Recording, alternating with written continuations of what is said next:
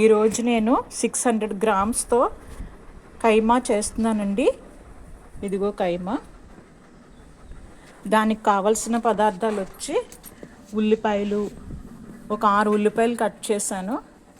100 గ్రామ్స్కి ఒక ఉల్లిపాయ చొప్పున. తర్వాత టొమాటో ముక్కలు, ఒక్క టొమాటో. ఆ తర్వాత కొంచెం కొత్తిమీర, అల్లం వెల్లుల్లి పేస్ట్,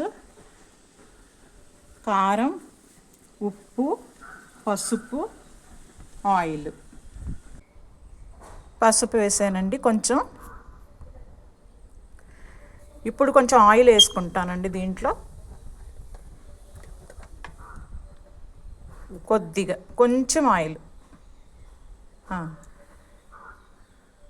2 పచ్చిమిరపకాయలు కూడా వేసానండి దీంట్లోనూ. ఆ తర్వాత కొంచెం అల్లం వెల్లుల్లి పేస్ట్, అల్లం వెల్లుల్లి పేస్ట్ అండి. చూసారు కదా, ఇది నేను ఇప్పుడు కుక్కర్లో పెట్టేసి ఒక 4 విజిల్స్ సిమ్లో వచ్చేంత వరకు ఉడికిస్తానండి. దీనిలో కొంచెం వాటర్ వేసుకోవాలండి.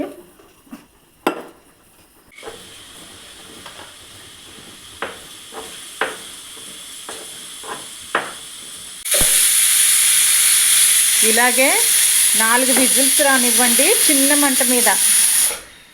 పెద్ద మంట పెట్టద్దు, చిన్న మంట మీద 4 విజిల్స్.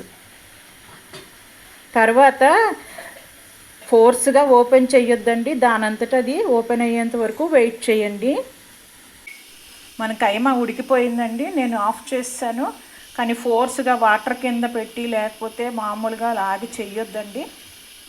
ఆటోమేటిక్గా దానంతట అది వస్తేనే మనకి మంచిగా కుక్ అవుతుంది.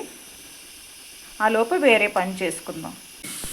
నేను వేడి చేసిన మసాలా నూరి పెట్టుకుంటున్నానండి.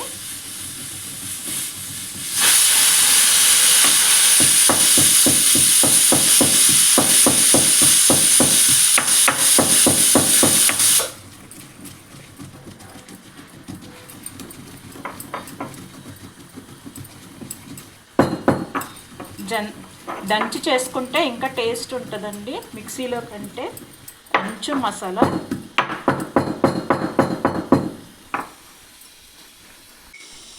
ముందు గిన్నె పెట్టేసుకున్నానండి, కడాయి పెట్టుకున్నాను. ఇప్పుడు ఆయిల్ వేస్తున్నానండి.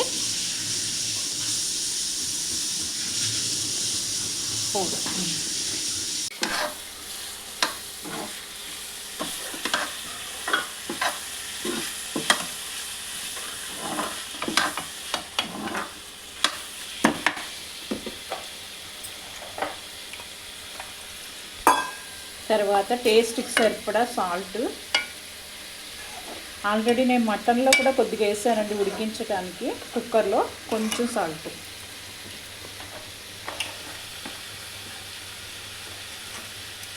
తర్వాత పసుపు.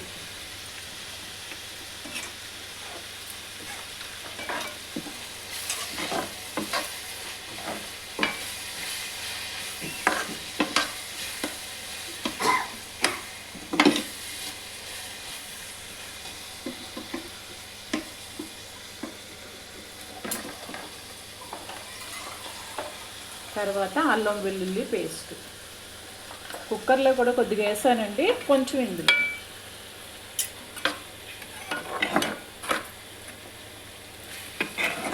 ఇవన్నీ కొంచెం వేగేంత వరకు మూత పెట్టేసుకుందాం. మనకి మటన్ ఉడకడం ఎంత అవసరమో ఉల్లిపాయలు, టొమాటోలు, ఉప్పు, కారం, పసుపు అవన్నీ కూడా మగ్గడం కూడా అంతే అవసరం అండి. లేకపోతే పచ్చివాసన వస్తుంది. దానికి సరిపడా కొంచెం మసాలా ఉండాలండి. మరీ అతి ఎక్కువైనా కూడా వగరు వచ్చేస్తుంది, తక్కువైనా నీచు వాసన వస్తుందండి. మూత పెట్టేసి ఒక 10 నిమిషాలు ఉంచానండి. ఉల్లిపాయలు, టమాటోలు, అల్లం వెల్లుల్లి పేస్టు, పచ్చిమిరపకాయలు, కొత్తిమీర, ఉప్పు, కారం, పసుపు అన్నీ మగ్గుతున్నాయి. చూసారా, ఫ్రై అయిపోయింది. ఇప్పుడు మనం దీంట్లో ఉడకపెట్టుకున్న కైమా వేసేసుకుందాం. చూసారండి, కైమా ఉడికిపోయింది. ఈ కైమాలోనే నేను ఆ గ్రేవీ వేసేస్తాను.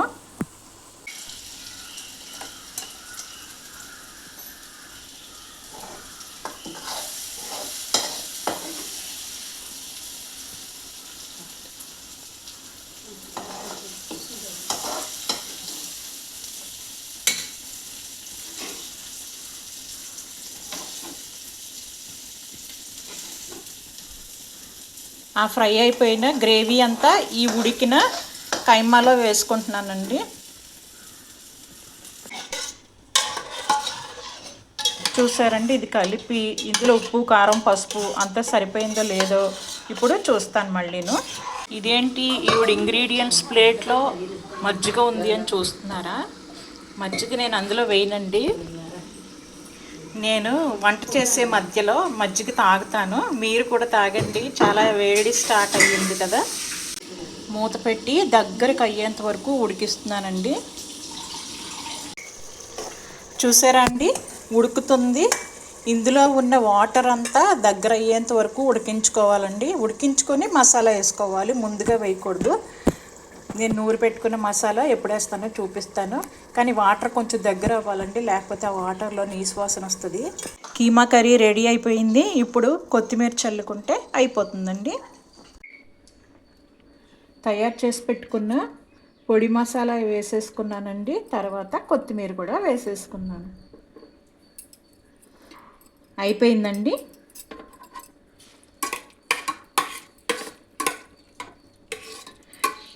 మీరు కూడా ట్రై చేసి నాకు చెప్పండి ఎలా వచ్చిందనేది.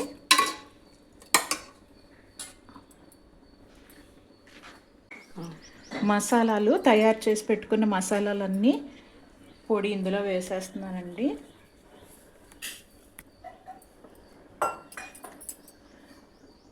ఆడకూడదు, షేక్ ఇచ్చి. కైమా కూర రెడీ అయిపోయిందండి.